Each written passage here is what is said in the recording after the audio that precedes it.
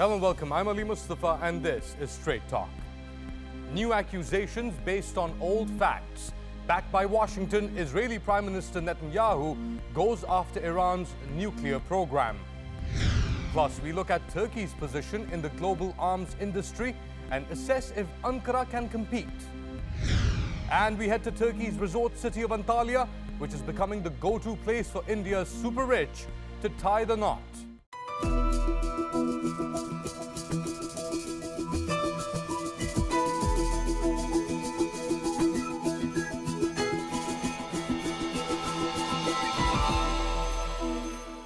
A landmark nuclear deal signed in 2015 by Iran and 6 other countries is facing renewed criticism by the U.S. and some of its allies. U.S. Secretary of State Mike Pompeo said the Obama-era agreement was built on lies. Soon after, Israeli Prime Minister Benjamin Netanyahu unveiled thousands of documents, some containing information from more than a decade ago, alleging that Iran had lied about its nuclear weapons program. Questions are already being raised about Netanyahu's timing as the May 12 deadline for the U.S. President Donald Trump to either continue or scuttle the deal nears. Courtney Keeley explains. 55,000 pages. Israeli Prime Minister Benjamin Netanyahu recently revealed these documents. Another 55,000 files on 183 CDs. He says they were seized by Mossad agents and smuggled out of Iran last January in a nighttime raid. That's like 5 Hiroshima bombs to be put on ballistic missiles. But the key detail obscured by the dramatic presentation is that the evidence dates back to Iran's covert nuclear program from 1999 to 2003. Iran lied. Big time. Big time. But a long time ago. Experts point out Iran lied before the deal, which is why the deal made sure Iran became the most inspected country by the International Atomic Energy Agency. The nuclear agreement is based not on assumption of good faith or trust. It's based on concrete commitments, verification mechanisms, and a very strict monitoring of facts. Rob Malley, a former senior official in President Obama's National Security Council and a member of the negotiating team with Iran, said Netanyahu really had one person in mind. He tweeted, "But the Israeli Prime Minister has an audience of one, Trump." We've shared this material with the United States, and the United States can vouch for its authenticity. The Trump White House put a statement out soon after with a glaring typo that read, "Iran has a robust clandestine nuclear weapons program." It later corrected the error, but the White House continued to broadcast a similar message to Netanyahu's. Iran lied on the front end. They were dishonest actors, and so the deal that was made on things that weren't accurate, and we have a big problem with that. Iranian Foreign Minister Javad Zarif delivered his response on YouTube, saying bluster and threats won't get the U.S. a new nuclear deal. Relying on cartoonish allegations, rehashed from more than a decade ago and dealt with by the IAEA, to make a case for nixing the deal has fooled no one. On 11 occasions since, the UN nuclear watchdog has confirmed that Iran has implemented all its obligations. Netanyahu's presentation followed one day after Israel reportedly attacked 2 different locations in Syria, destroyed 200 Iranian missiles, and killed at least 22 people. The attacks on Iranian targets in Syria are similar to dozens of strikes that Israel has carried out. The presentation also came hours after the Knesset gave the Prime Minister the authority to declare war or order a major military operation by consulting only the Defense Minister. A vote by the Cabinet is no longer necessary. With the arrival of John Bolton, the new U.S. National Security Advisor and a well-known hawk on Iran, the Israeli government has a new ally in the White House. If the U.S. continues to violate the agreement, or if it withdraws altogether, we will exercise our right to respond in a manner of our choosing. For now, it's still mainly a war of words as the clock ticks down to May 12th. Courtney Keeley, Straight Talk. And joining me now to discuss this further is Holly Dagris, who is the curator of the Iranist newsletter, and Borzu Daragahi, who is a freelance journalist who has covered the Iran nuclear issue for the past 15 years. Thank you so much for both of you for being here. Let's begin with you. What's new in these revelations by Netanyahu?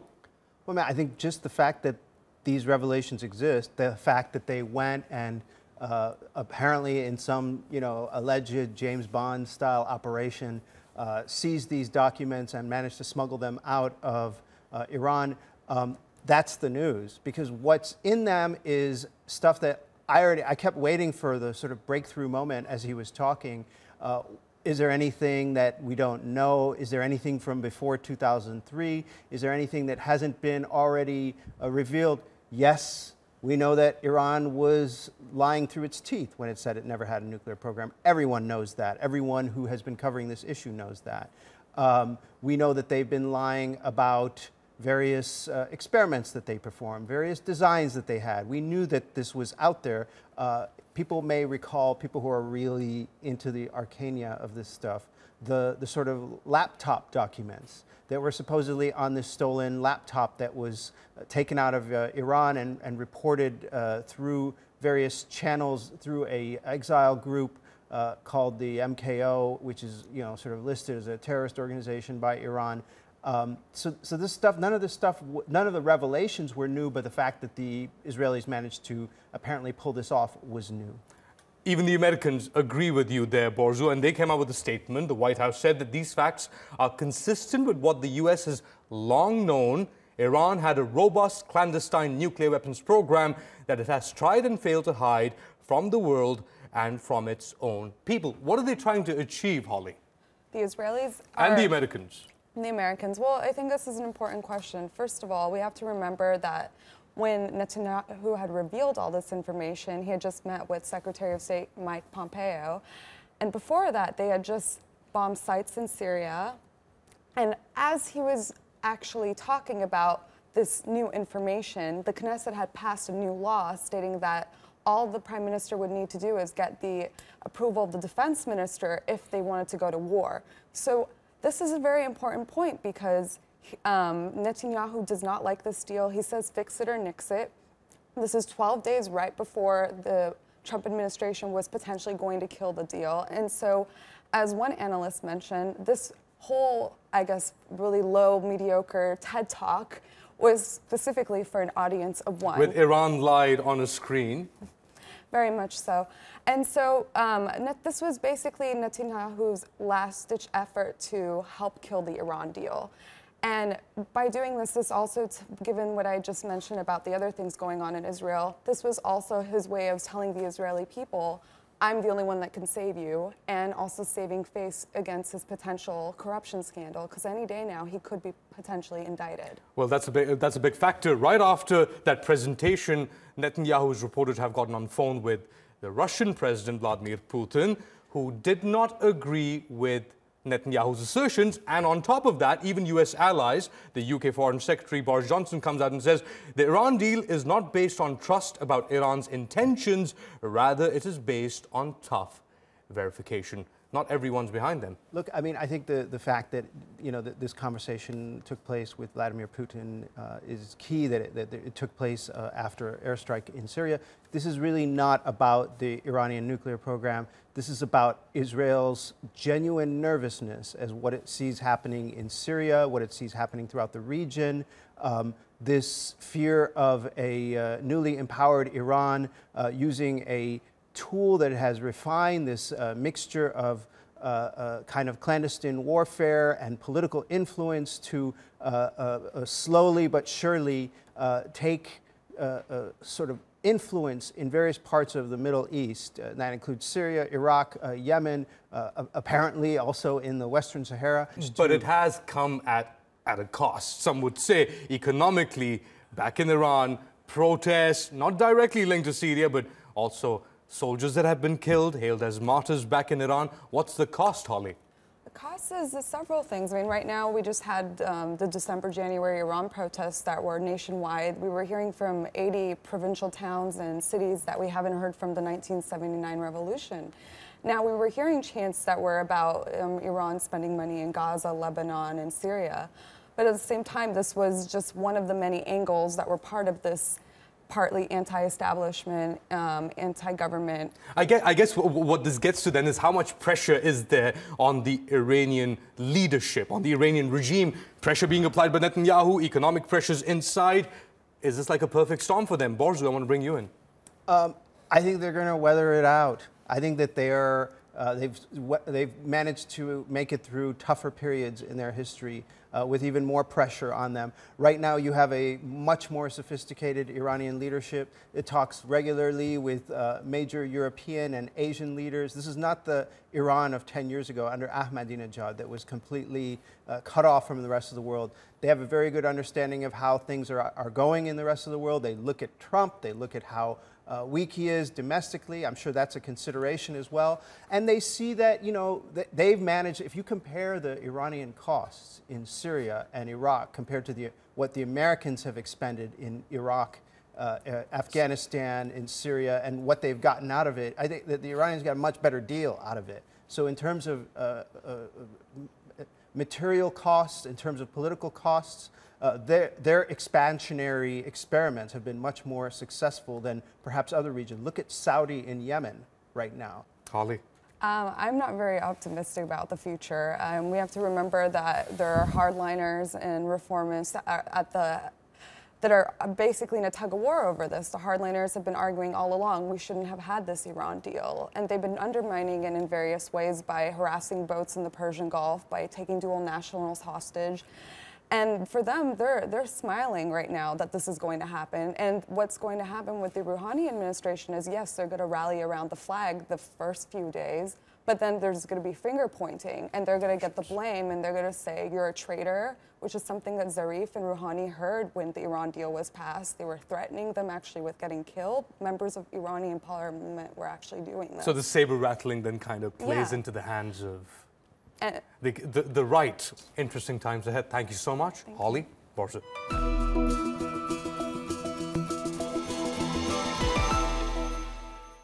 The Stockholm International Peace Research Institute, also known as SIPRI, has released the latest figures on global military expenditures. The total bill for 2017 stands at $1.7 trillion. While traditional big spenders like the US and Russia didn't witness major rises, Turkey saw increases across the board. As NATO's second largest military, Turkey has long relied on outside help to outfit its armed forces. But as Omer Kablan explains, that may be about to change. This is some of the military equipment Turkey is manufacturing. Howitzers that can shoot up to 40 kilometers. Heavily armed attack helicopters. Multi-barrel rocket launchers. Infantry rifles. Warships capable of anti-submarine combat and high seas patrol. Its latest national product, unmanned aerial vehicles and unmanned combat aerial vehicles. Turkey spends nearly $15 billion on its military annually, making it the 18th largest globally. It's also the 6th biggest importer of defense goods, spending over $2 billion. And in 2016, Turkey's defense exports reached almost $1.7 billion, a 90% increase from 2011.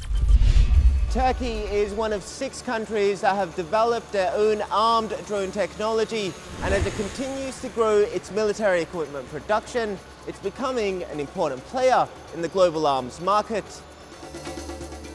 Turkey has already found a strong market in Asia and the Middle East. Pakistan has finalized a deal to purchase 30 attack helicopters for $1.5 billion and 4 warships for another $1 billion. Saudi Arabia and Gulf countries are negotiating for the purchase of multiple unmanned combat drones. Last month at the Doha International Maritime and Defense Exhibition, or DIMDEX, Turkish defense products were the center of attention. I visited one of the leading Turkish aerospace companies. Haluk Bayraktar and his team have pioneered drone technology as part of Turkey's national defense. DIMDEX was a very critical moment for Turkish defense industry as as the Turkish companies signed a total of $800 million defense contracts on this exhibition. We made a deal with Qatar Armed Forces to export 6 units of armed Bayraktar TB2 vehicle, and along with other equipments and items. We would like to share this technology with our friendly nations as well. And as this technology is the highest level right now in the world on its size. And Turkey says this is just the beginning. Şimdi bunu daha iyiye, daha ileri taşıyacağız. Biz insansız tankları da üretir hale gelmemiz lazım ve bunu da yapacağız. Engineers like Haluk say they've witnessed Turkey evolve from being just an importer of military equipment. So right now, actually, when you look at the Turkish defense industry, there are over 600 projects with a total value of $60 billion. All of these critical technologies are export controlled, and as a nation, you have to develop these technologies with your own people. 30 years ago, it was ready products, ready technologies, technology transfer, but now it's domestic production, domestic development. Turkey says it will continue to develop its weapons, and it seems that with growing international interest, it's on the way to become a key player in the global arms trade. Ahmad Kablan, Straight Talk. And joining me now to discuss this further is Can Kasapoğlu. He is a defense analyst at EDAM, and Peter Klepp, who is the head of Brussels office at Open Europe. Thank you so much for being here with us. You are coming out with a report on the Turkish military industry, so to speak. Unmanned systems specifically. Drones and so on and so forth. Yes. Tell us what's the current state. In the global context, we've seen SIPRI come out with a report. Where does Turkey's military stand in this global order? Well, first of all, the Turkish defense industry pursues a paradigm shift in terms of unmanned systems. They strongly argue that F-35 will be the last manned aircraft that will fight the battles of the nation. And they perceive that now Turkey has a great chance to invest in unmanned systems to pioneer this scientific military breakthrough. And I think, given the recent records, it is going pretty well. First, because Turkey's drone systems are combat-proven with the cross-border operations. And secondly, Turkey is investing more and more in indigenous systems and the indigenous production line. And thirdly, apart from the platforms, we should look at Roketsan, because Turkey is also producing high-end munitions, very smart munitions for its platforms. And there was a lot of controversy recently over the purchase of the Russian S-400 system by Turkey. There was a lot of resistance by the Americans to give that technology to the Turks. When it came to the Patriot missile systems, the Russians agreed. How does that fit into the whole NATO debate as well, as far as these systems connecting to the NATO hardware? Well, the US thinks that Turkey is unrealistic in its demand to get tech, and Turkey is indeed frustrated that it has been facing restrictions since the 70s now.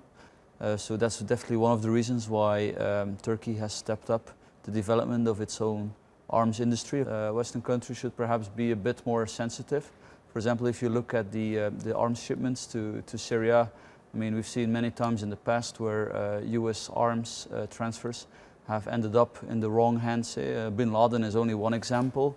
So I think the US should probably listen more carefully when Turkey warns that it may be fine to work with the Kurds to fight ISIS, but that does not necessarily mean to also give them certain weapons that one day could be used against NATO ally Turkey. I think Peter raises an interesting point, the politics of weapon transfers and weapon sales. What we see on the surface, the $1.7 trillion number that SIPRI came out with, just that. There's a lot that goes on behind the scenes, the black market. So tell us about that, Can. We are talking about tens of non-state armed groups in the area, and these tens of non-state armed groups are getting hundreds of different weapon systems, which we call tactical game changers, like personal used air defense systems, like anti-tank guided munitions.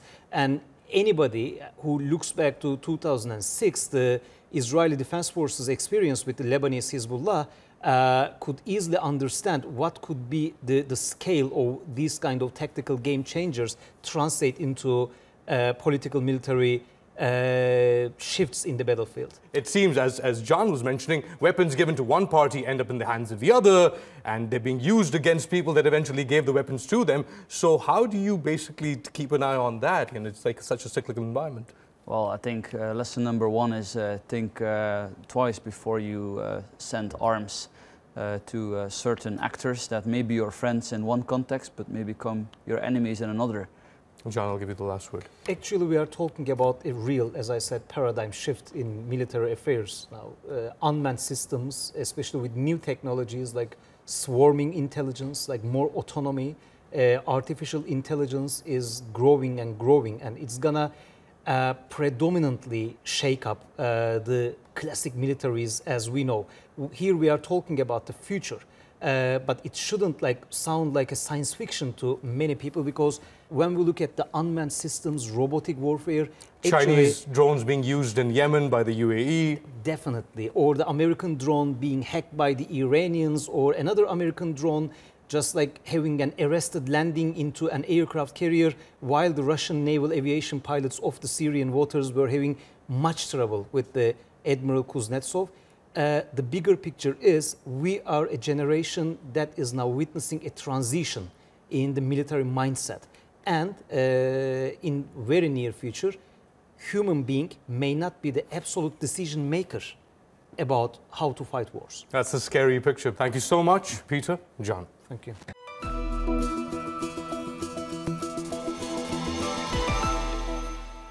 It's a multi-billion-dollar industry, and Turkey is trying to get a piece of it. Wealthy Indians are known to have bigger-than-life weddings where money is no object. Well, one Turkish city is emerging as a new hotspot.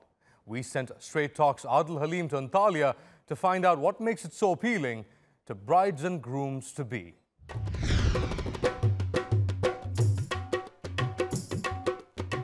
A large number of India's wealthiest families opt to have their extravagant weddings abroad in places like Dubai and Thailand. But Antalya, on Turkey's Mediterranean coast, has recently emerged as a new wedding destination for India's rich and famous. No, this is not a Bollywood movie set, but it may as well be. It's a 3-day Indian wedding in Turkey. And it's Ibrahim Adam Aksoy's job to capture every breathtaking moment. What is special for me covering Indian weddings is it's extravagant, it's very big. So many colors are coming together with lots of performances. And this gives me a lot of good material to show in a simple video. The video creator says filming an Indian wedding in Turkey is like being a kid in a candy store. Mustafa Onat agrees. He's responsible for making sure everything goes according to plan. I think they're a little bit tired of the same destinations such as Thailand and Dubai. And also in this Indian wedding business, it's about like $40 billion in a year revenue. And that's why, and the people really right now looking for alternative destinations. 3 days, 9 events, and at least 500 people involved. There are requirements that must be met. Indian food is a must. So obviously, 50 chefs were flown in from India, along with 10 Thai and 10 Mexican chefs, just for good measure. Coordinating all of the vendors and people is no easy task. Antalya's first Indian wedding of the year took place in February. The decadent affair came with a cool $1 million price tag. This lavish wedding at this waterfront hotel in the posh Belik district of Antalya, with famous Indian performers among the 750 guests, is pegged at $3 million. This type of event doesn't happen without months of preparation between Turkish and Indian companies. Some of the bride and groom's family members visited Antalya in January to scout venues. We came here to do the Reiki for the wedding and, to see the locations and what we need to do, where to keep the functions and etc., basically. Priyank Patel took an 8-hour direct flight from Mumbai. He doesn't see any reason why Turkey can't get a piece of the multi-billion-dollar wedding cake. I think it's a good big resorts which can accommodate the families that we have. Like 600 is a big number. Then a little bit of exotic taste and some privacy. I think that clinches the deal. There are 10 Indian weddings already confirmed for Antalya this year, ranging from a relatively modest $200,000 to a whopping $10 million lavish affair. That means Aksoy will have his hands full. If you bring all those things together, like the sea, the nature, the big structures, the luxurious feeling of this place in Turkey, I mean, I don't have to do anything at all. I just have to shoot the moment. A fleeting moment, but one he hopes will have plenty of replay value. Adil Halim, Straight Talk, Antalya. And that's all for this edition of Straight Talk with me, Ali Mustafa. If you've got any comments or suggestions, do share them with us on Twitter with #StraightTalk. Also, don't forget to subscribe to our YouTube channel. Until next time, take care and goodbye.